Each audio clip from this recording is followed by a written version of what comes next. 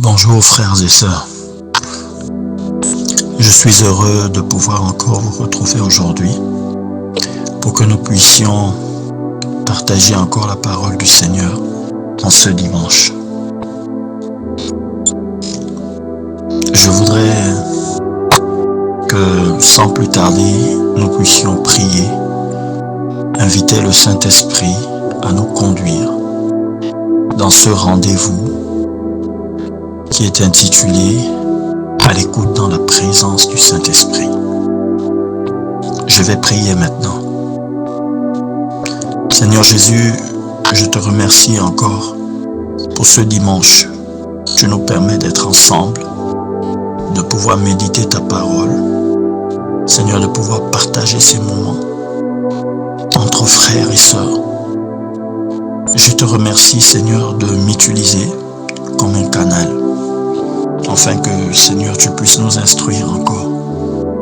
Seigneur, béni soit ton nom, toi qui es au milieu de nous, Saint-Esprit. Conduis-moi encore et parle à nos cœurs ce soir, une fois de plus. Dans le nom de Jésus, nous avons élevé nos voix. Nous disons Amen. Bien, je bénis le Seigneur pour ces moments qu'il nous permet de passer ensemble.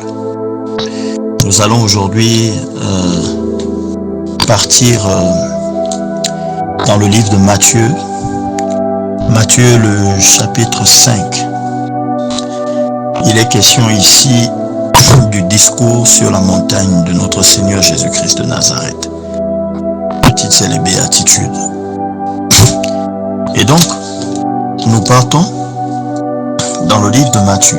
Matthieu, le chapitre 5, à partir du verset 21. Je vais lire.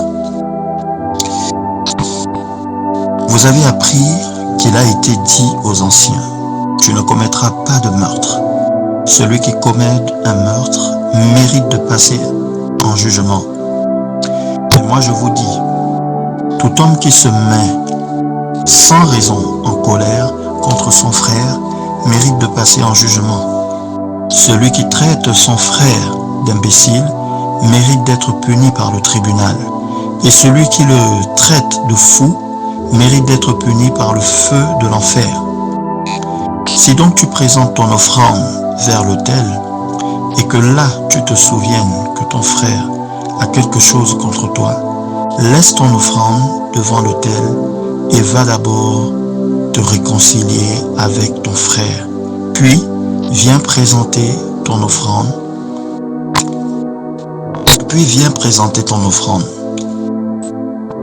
Mets-toi rapidement en accord avec ton adversaire pendant que tu es en chemin avec lui, de peur qu'il ne te livre au juge, que le juge ne te livre à l'officier de justice et que tu ne sois mis en prison.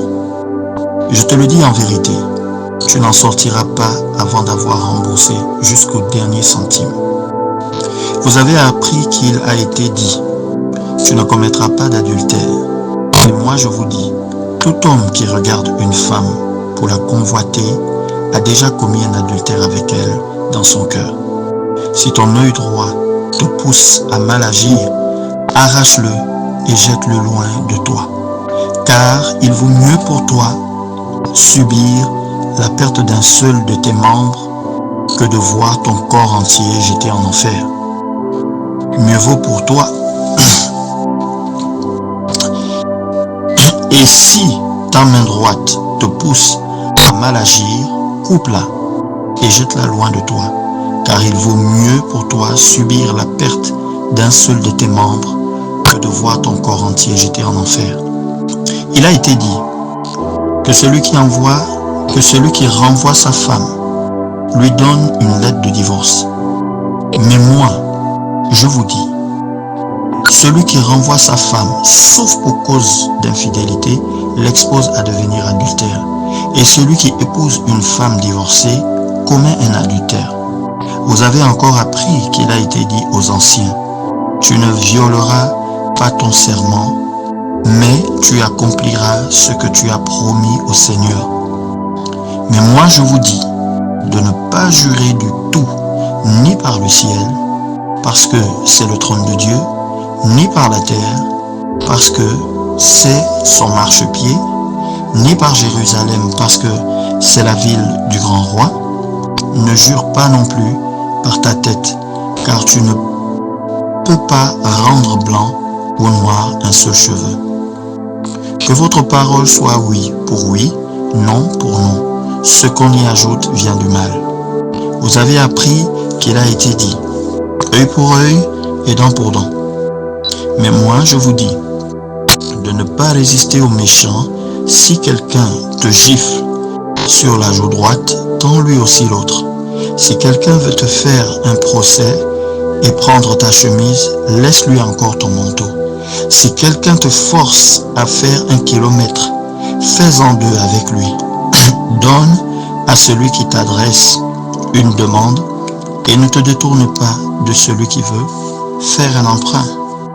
Vous avez appris qu'il a été dit, tu aimeras ton prochain et tu détesteras ton ennemi.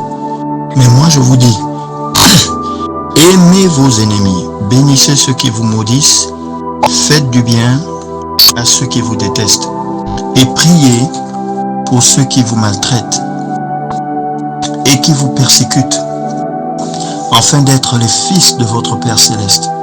En effet, il fait lever son soleil sur les méchants et sur les bons, et il fait pleuvoir sur les justes et sur les injustes. Si vous aimez ceux qui vous aiment, quelle récompense méritez-vous? Les collecteurs d'impôts n'agissent-ils pas de même? Et si vous saluez seulement vos frères, que faites-vous d'extraordinaire? Les membres des autres peuples n'agissent-ils pas de même? Soyez donc parfaits comme votre Père Céleste est parfait. Gardez-vous bien de faire des dons devant les hommes pour qu'ils vous regardent. Sinon, vous n'aurez pas de récompense auprès de votre Père Céleste. Donc, lorsque tu fais un don à quelqu'un, ne sonne pas de la trompette devant toi, comme le font les hypocrites dans les synagogues et dans les rues, afin de recevoir la gloire qui vient des hommes. Je vous le dis en vérité, ils ont leur récompense.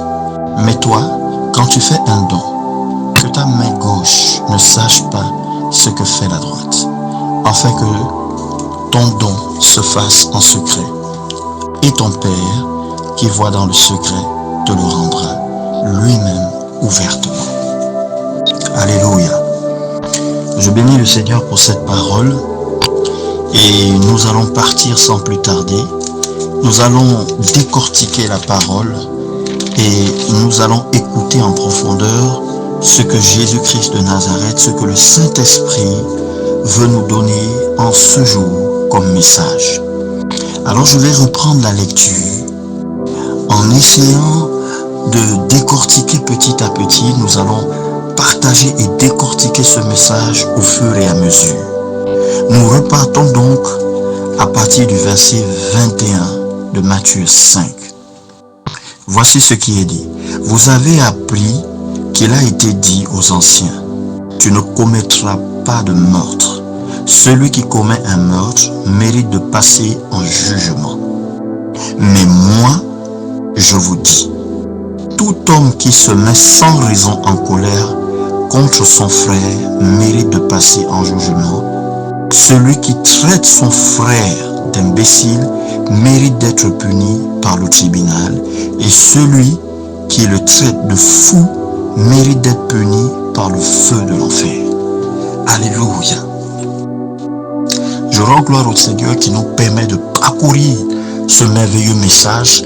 Alors de quoi il est question ici? Il est question du Seigneur Jésus, lorsque Jésus s'est mis sur la montagne pour faire l'un de ses premiers sermons devant toute une foule. Ils étaient plusieurs milliers de personnes qui étaient arrivées là pour entendre le Seigneur ce jour-là parler. Et lorsque le Seigneur est monté et qu'il a commencé à s'adresser à la foule, il a parlé avec ses thèmes. Voyez, je voudrais revenir sur la personne de Jésus-Christ encore une fois. Jésus-Christ de Nazareth portait en lui le fardeau de ses enfants sur lui. Et ce que le Seigneur voulait principalement, c'était que ses enfants soient instruits, que nous soyons instruits, afin de savoir quelle était la volonté du Seigneur et comment est-ce qu'il fallait marcher avec le Seigneur.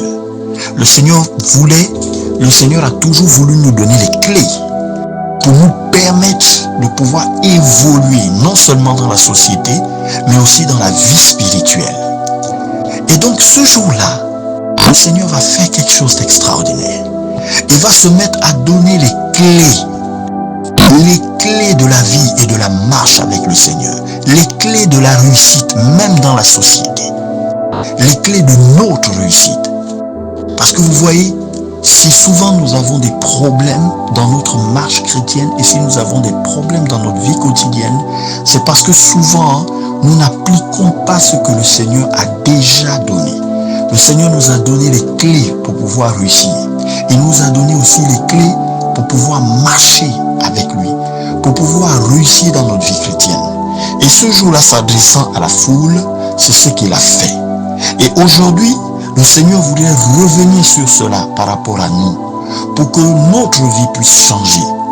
Si tu as des difficultés aujourd'hui, dans ta marche chrétienne, si nous avons des difficultés, si rien ne va plus dans nos vies, si nous passons par des moments difficiles et nous ne savons pas comment marcher, et ce malgré le fait que nous soyons chrétiens, nous avons l'impression qu'il y a beaucoup de choses qui ne marchent pas, des difficultés, c'est parce que certainement nous avons oublié ces principes-là. Et ce jour, aujourd'hui, le Seigneur voudrait nous ramener vers ces principes, frères. Voici, je vais donc rentrer dans la profondeur de la parole. Nous allons rentrer encore dans la profondeur de la parole. Le Seigneur ici, à partir du verset 22, dit: mais moi je vous dis, tout homme qui se met sans raison en colère contre son frère mérite de passer en jugement. Celui qui traite son frère d'imbécile mérite d'être puni par le tribunal. Et celui qui le traite de fou mérite d'être puni par le feu de la géhenne. Souvent nous commettons cette erreur, frère. Le Seigneur ici vient nous parler parce que nous commettons souvent l'erreur de nous mettre en colère n'importe comment. Ici, le Seigneur attire notre attention sur la colère. Oui, frère, il attire notre attention sur la colère, sœur. Le Seigneur tire une sonnette d'alarme. Et nous explique que nous n'avons pas le droit de nous mettre en colère sans raison. Nous ne pouvons pas nous mettre en colère. Et vous verrez, il y a un passage de la Bible qui dit que avant que le soleil ne se couche, il faudrait que notre colère puisse partir. Et là derrière, il explique quelque chose. Il explique que la colère est une clé. C'est une grande clé de blocage et c'est une grande clé à problème pour notre vie personnelle, pour la vie spirituelle et même pour notre évolution. Des fois, nous avons des difficultés à être bénis par le Seigneur, à être touchés par l'Esprit, à avancer rien qu'à cause de cette attitude-là. Nous avons l'habitude de nous mettre en colère et de nous mettre des fois en colère sans raison. Nous nous mettons en colère pour des petites choses, pour des banalités. Alléluia. Et c'est ce qui de fois nous crée des blocages. Et c'est ce qui de fois nous empêche de rentrer dans la grâce de Dieu. Il va plus loin. Il dit même que nous n'avons pas le droit d'insulter nos frères.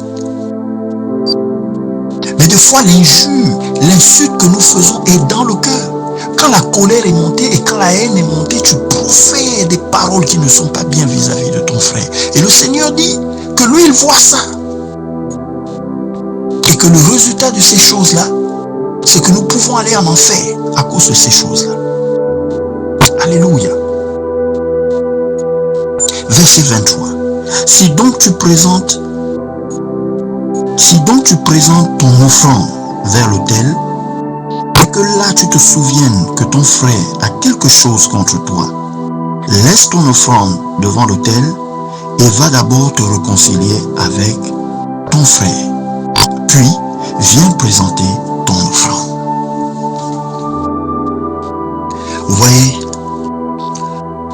souvent, il nous arrive de nous plaindre devant le Seigneur parce que nous disons que oui, nous faisons des offrandes, nous faisons des actions, nous faisons du bien autour de nous et nous avons l'impression que malgré ce que nous faisons, le Seigneur ne nous écoute pas. Rien ne se passe dans nos vies. On a l'impression que rien n'avance. C'est toi qui écoutes la parole, c'est toi qui appliques la parole, c'est toi qui fais ce qu'il faut. Tu fais du bien aux gens, mais tu as l'impression qu'il n'y a pas de retour de la part du Seigneur. Le Seigneur dit ici qu'avant de venir faire une offrande,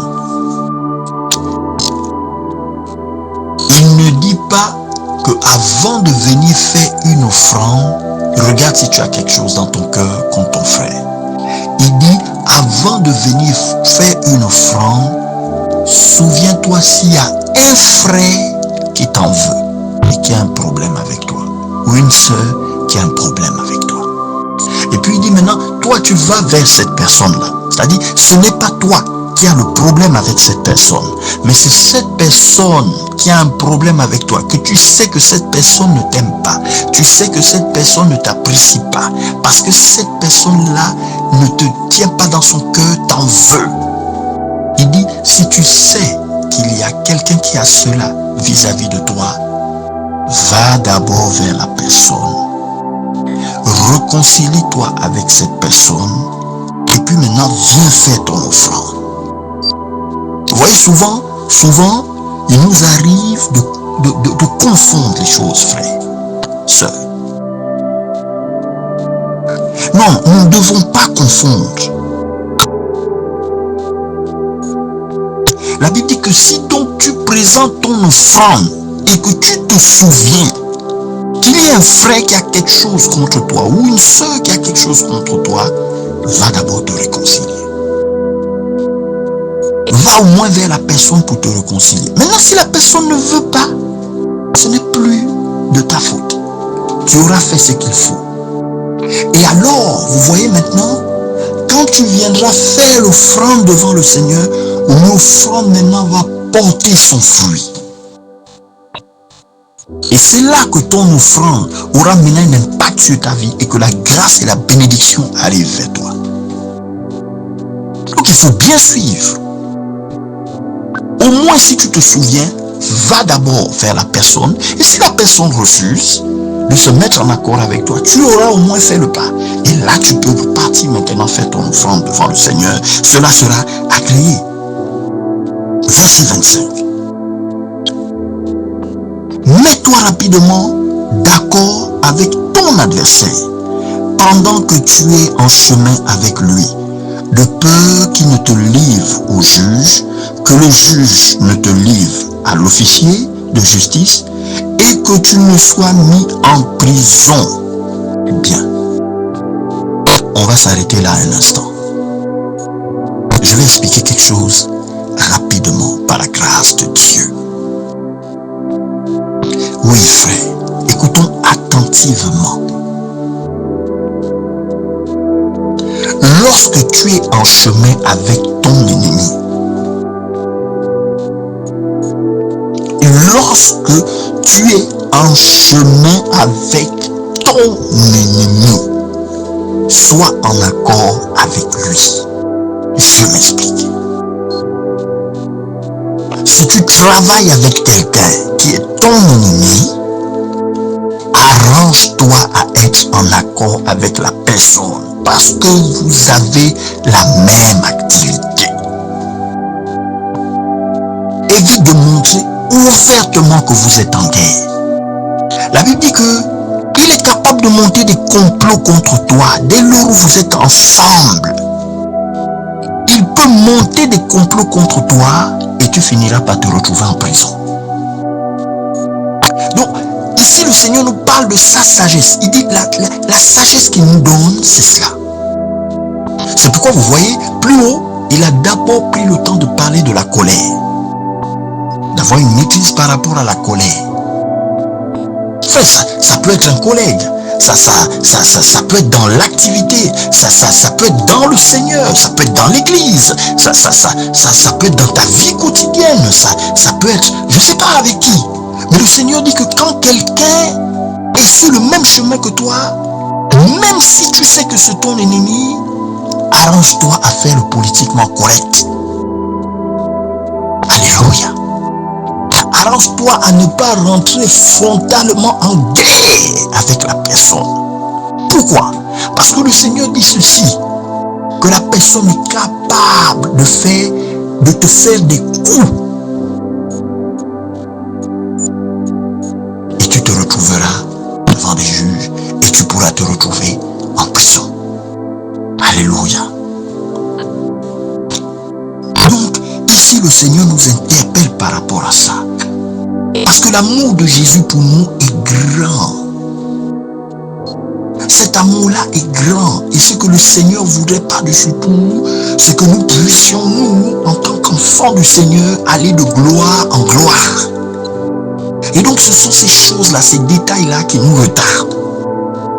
Et je vais continuer. Verset 26. Je te le dis en vérité, tu n'en sortiras pas avant d'avoir remboursé jusqu'au dernier centime. Voilà ce qu'il dit.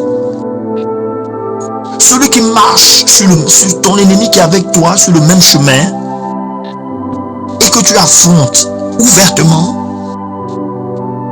l'ennemi dont tu ne t'accordes pas pendant le chemin est capable de te faire des coups qui vont te ruiner. Même le peu que tu avais, tu ne l'auras plus, frère.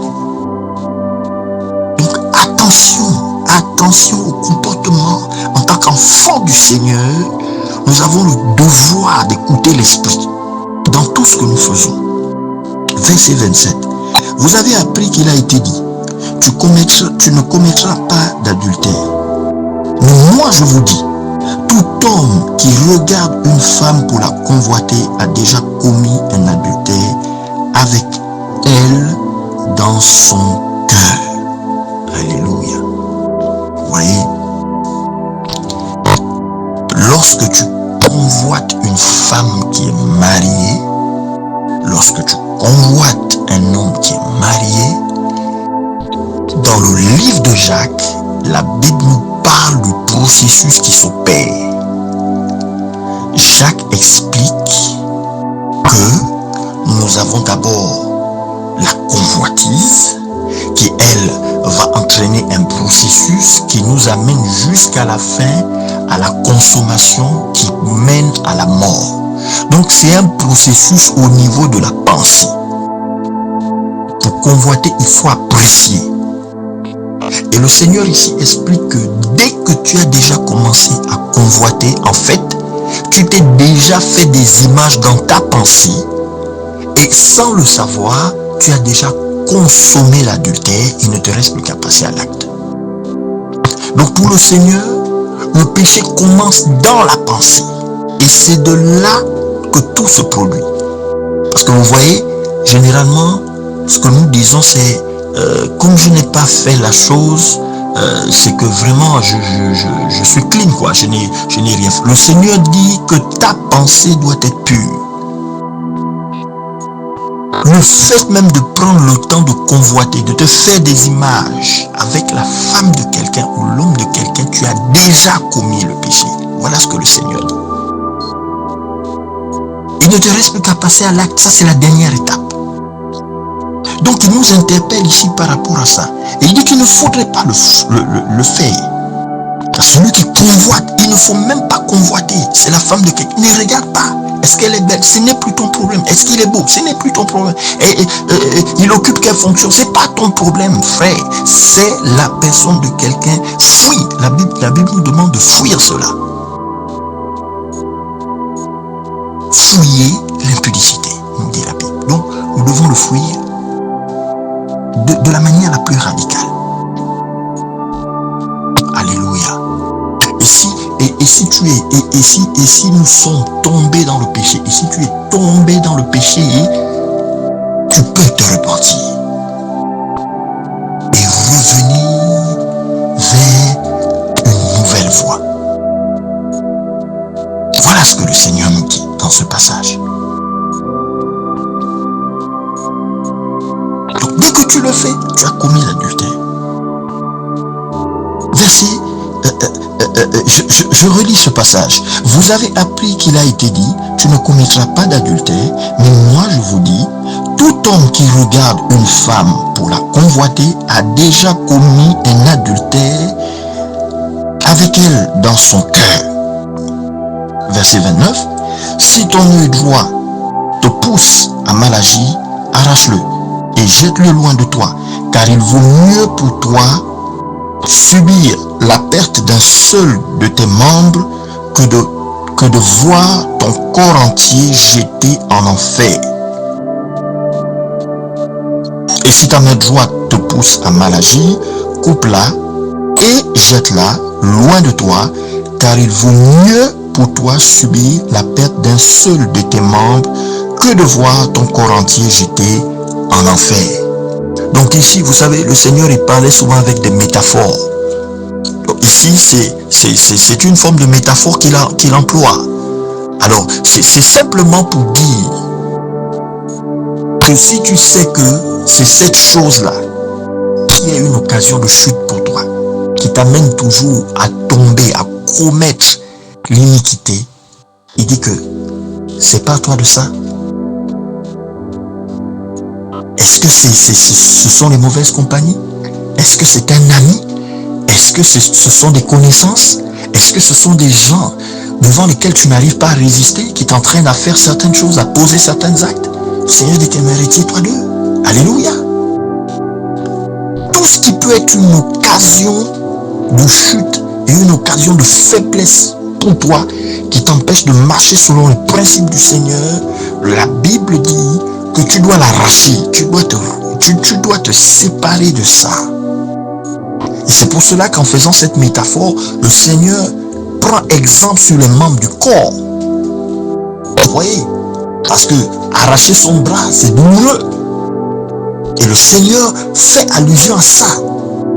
Pour dire simplement que même si c'est douloureux, c'est pas toi, frère. C'est pas toi seul. Alléluia. Verset 31. Il a été dit que celui qui renvoie sa femme lui donne une lettre de divorce. Mais moi je vous dis, celui qui renvoie sa femme, sauf pour cause d'infidélité, l'expose à devenir adultère. Et celui qui épouse une femme divorcée commet un adultère. Alléluia. Alors, il faut dire qu'avec le Seigneur, il n'y a pas de séparation permise. Ici, le Seigneur est clair. L'Esprit est clair ici. Le Seigneur dit que toute séparation, à moins que ce ne soit pour l'infidélité, il n'y a pas de séparation. Mais il va encore plus loin. Il va dire que si quelqu'un prend une femme qui a divorcé, lui, l'Esprit considère que c'est toujours un adultère. Pour conclure comment? Pour dire simplement qu'avec le Seigneur, quand vous avez pris un engagement, c'est un engagement définitif, sauf en cas d'infidélité. Alléluia. Verset 34. Mais moi je vous dis,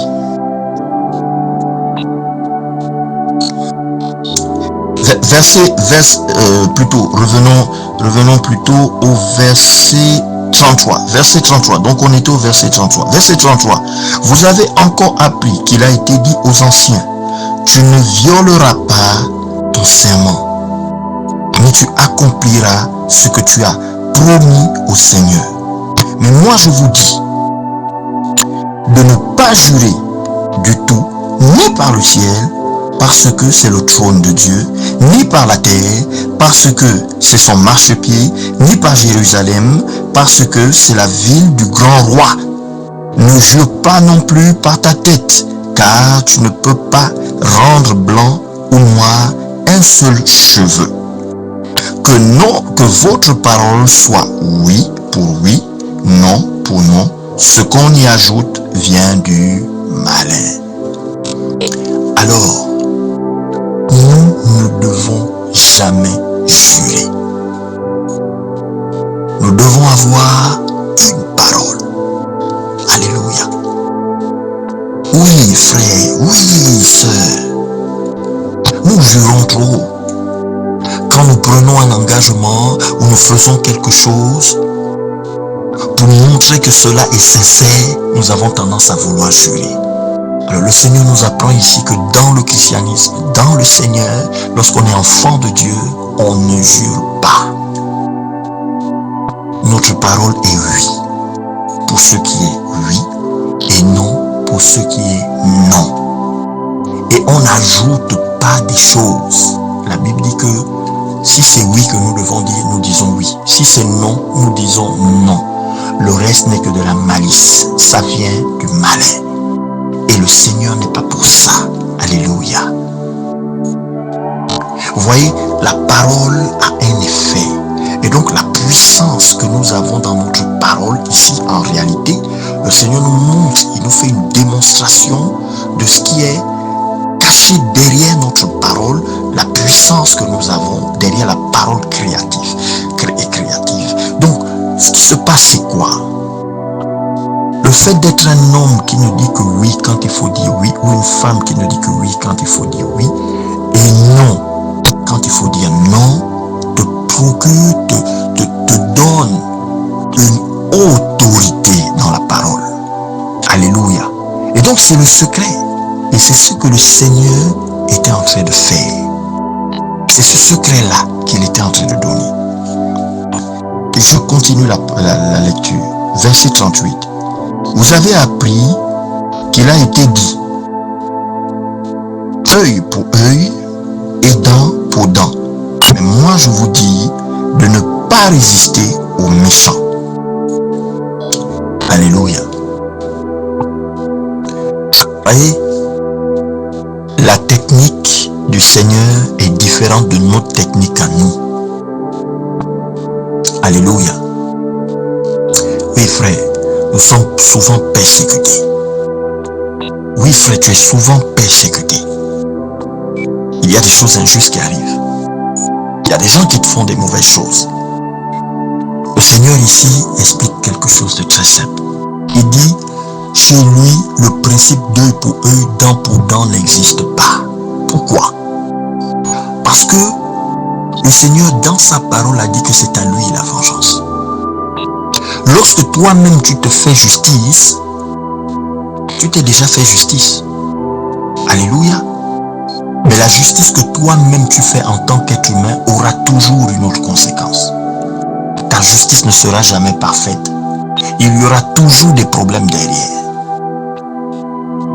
Lorsque quelqu'un te fait du mal, le Seigneur dit, ici quoi?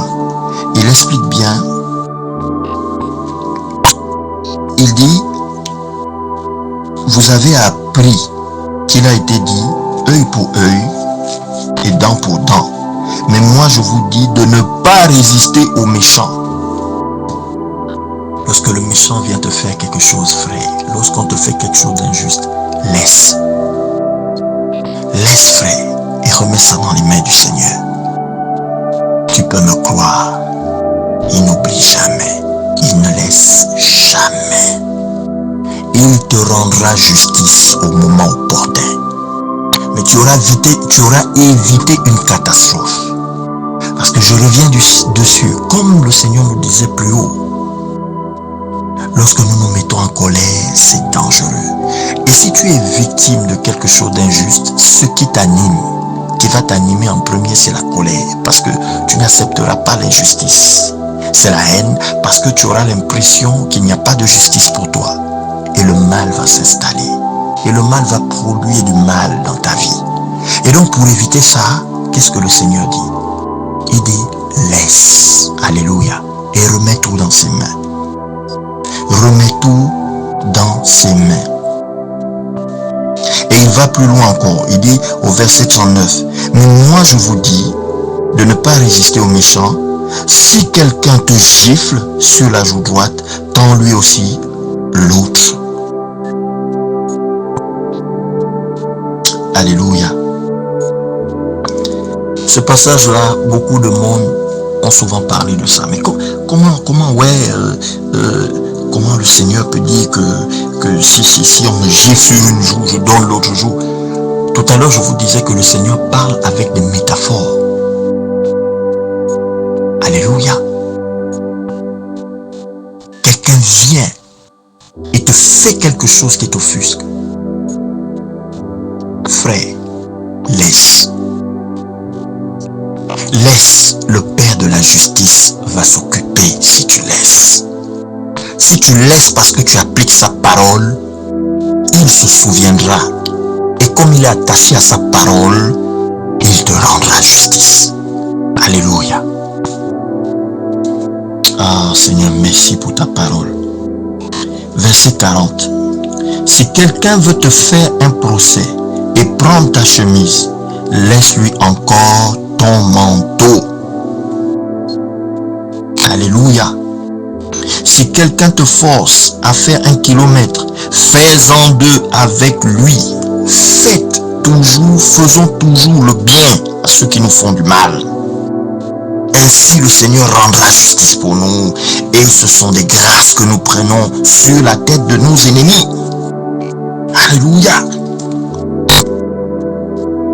Donne à celui qui t'adresse une demande et ne te détourne pas de celui qui veut te faire un emprunt. Alléluia. Vous voyez ça, c'est des choses qui nous arrivent souvent. Nous, en tant qu'enfants de Dieu, nous sommes censés être ceux qui ont le cœur ouvert. Mais je vais te dire quelque chose encore aujourd'hui, mon frère. Quelquefois, le Seigneur, pour nous bénir,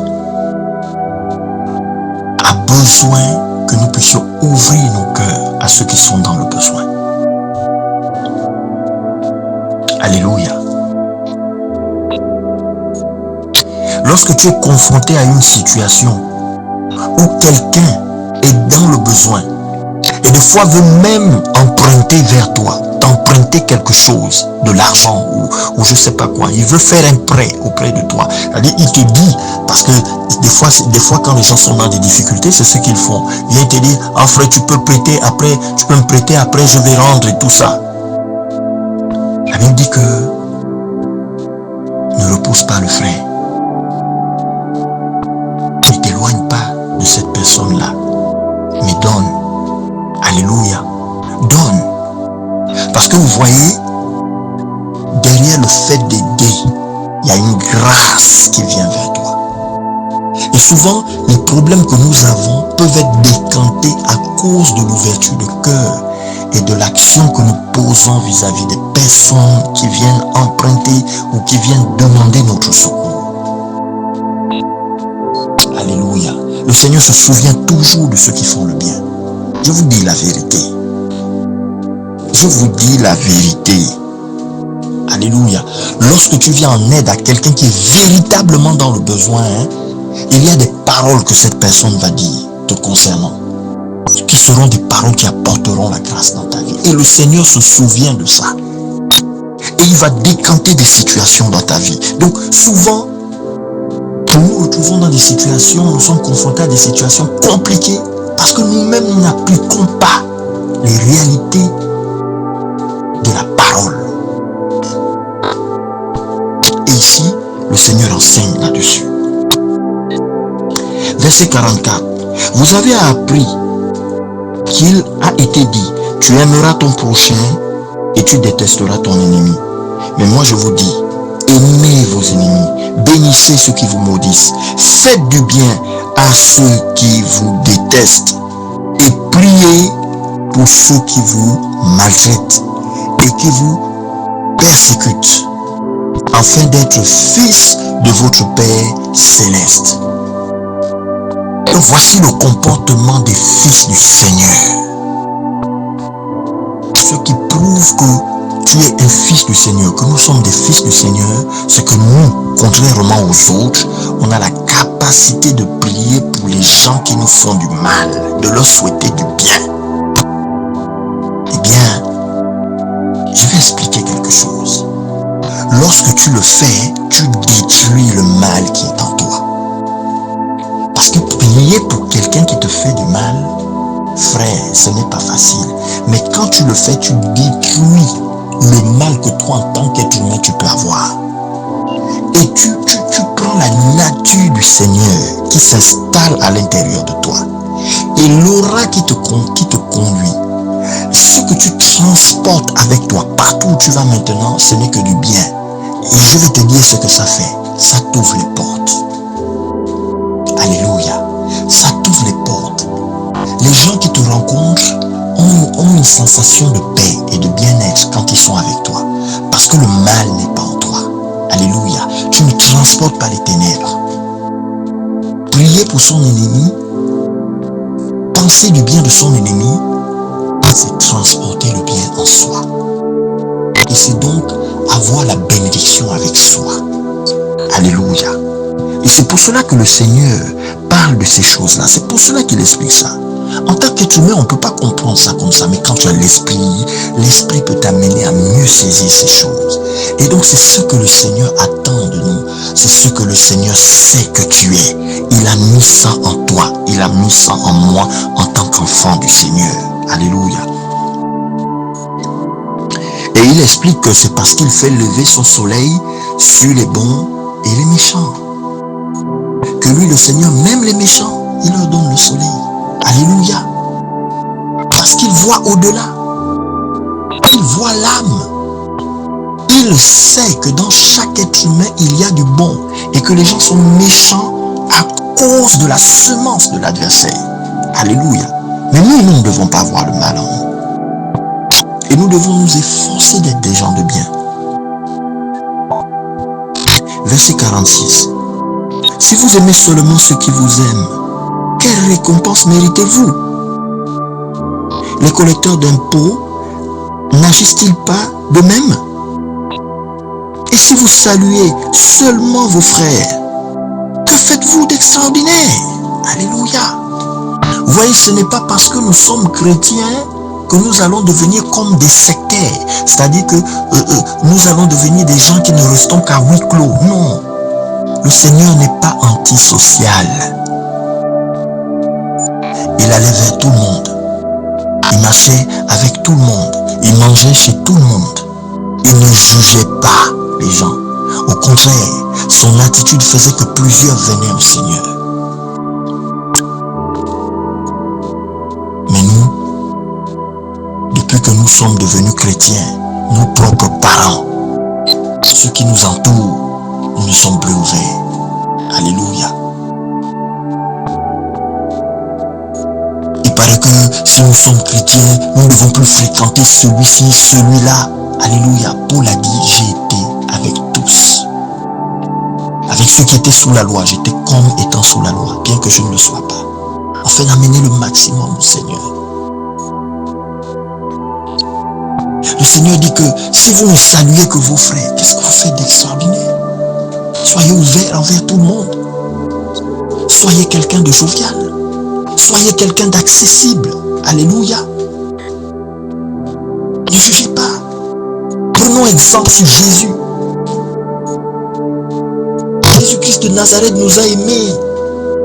Il a donné sa vie pour nous. Il est allé, il a pris la prostituée. Il lui a donné une nouvelle vie.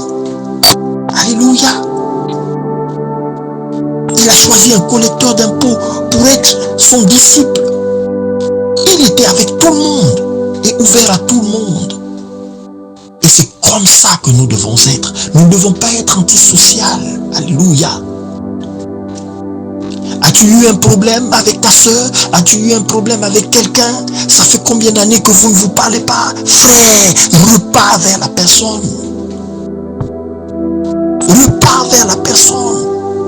Tu es un enfant du Seigneur. Nous ne devons pas être en conflit avec qui que ce soit. Le Seigneur nous demande d'être en paix avec tout le monde. Il dit ne saluez pas que les vôtres. Saluez tout le monde. Alléluia. Soyez avec tout le monde. Alléluia. Parce qu'il dit, si nous on se comporte comme ça, qu'est-ce que nous avons de différent avec ceux qui ne le connaissent pas? Or, nous sommes censés être le sel du monde. Alléluia. Je sais, c'est difficile. Il y a des choses peut-être que tu as encaissées. Cette personne a peut-être dit des choses qui étaient graves. Frère, à cause du nom de Jésus, et parce que je sais, et parce que nous savons que nous avons la semence de l'Esprit en nous, l'Esprit nous demande de faire la paix. Alléluia. Alors je vais finir par la dernière partie. J'ai été assez long. Je vais m'arrêter là pour aujourd'hui. Ce sera le chapitre 6. Je vais finir par là. La Bible dit ceci. Gardez-vous bien de faire les dons devant les hommes pour qu'ils vous regardent. Sinon, vous n'aurez pas de récompense auprès de votre Père céleste. Donc, lorsque tu fais un don à quelqu'un, ne sonne pas de la trompette devant toi comme le font les hypocrites dans les synagogues et dans les rues, afin de recevoir la gloire qui vient des hommes. Je vous le dis en vérité, ils ont leur récompense. Mais toi, quand tu fais un don, que ta main gauche ne sache pas ce que fait ta droite, afin que ton don ne se fasse en secret. Et ton Père qui voit dans le secret te le rendra lui-même ouvertement. Alléluia. Alors je vais finir par là. Lorsque nous voulons faire du bien, ne faisons pas le bien pour être vus. Alléluia. Le Seigneur nous appelle à la discrétion. Je ne cherche pas une gloire. Je ne cherche pas à être bien vu, frère. Nous ne cherchons pas à être bien vus. Ce qui nous intéresse, c'est d'appliquer la parole de Dieu, c'est de faire le bien par amour pour le Seigneur. Le Seigneur dit que lorsque tu fais un don, que ta main gauche ne sache pas que la main droite a fait le don. Voyez la métaphore? Il tient à cela. Nous, en tant qu'enfants du Seigneur, nous ne devons pas chercher la gloire des hommes, frère. Il faut qu'on sache que c'est moi qui ai fait ça. Il faut qu'on sache que j'ai donné ça. Le Seigneur dit que, frère, ce qui est important, c'est d'être vu par le Seigneur, parce que le Seigneur lui-même va afficher cela publiquement au temps voulu. Mais ce que Dieu veut, c'est que nous soyons des personnes discrètes. Alléluia. Discrètes. Quand on fait le bien, ce n'est pas pour être bien vu, pour être admiré, pour être acclamé par les hommes. Il dit, si tu le fais, tu as eu déjà ta gloire. Oh my God, comme c'est grave. Je préfère avoir la récompense qui vient du Seigneur que la récompense qui vient des hommes. Alléluia, parce que quand Dieu bénit, il bénit sans limite. Alléluia. Je bénis le Seigneur pour ce temps. Et je voudrais maintenant prier pour quelqu'un. Je vais prier maintenant pour toi. Je vais prier pour que ce qui a été dit ce soir porte du fruit dans ton cœur. Maintenant, j'élève ma voix. Seigneur Jésus, je voudrais, Père éternel Dieu, que ces lois que tu nous donnes, que nous puissions les appliquer. Je prie maintenant que le frère et la sœur qui m'ont entendu à travers cet audio, Seigneur, reçoivent maintenant, Père éternel Dieu, ces enseignements, ces lois, que ces lois-là soient marquées dans leur cœur.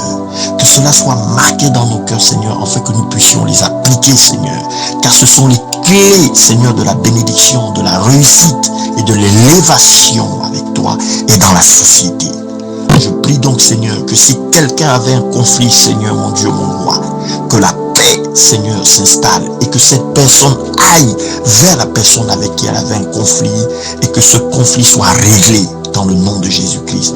Que toute forme de litige soit réglée ce soir au nom de Jésus-Christ. Je prie maintenant que la paix nous soit accordée, que la paix te soit accordée ce soir et que la grâce du Seigneur ouvre les portes dans ta vie, que la grâce et les bénédictions viennent dans ta vie. Si tu as été persécuté, si tu as été longtemps marginalisé et que tu as eu l'impression qu'il n'y avait pas de justice pour toi, je prie maintenant que Dieu te donne la capacité de bénir tes ennemis, de bénir ceux qui te maudissent, de bénir ceux qui te veulent du mal, de bénir ceux qui te persécutent, et que sa grâce t'accompagne et t'amène à grandir.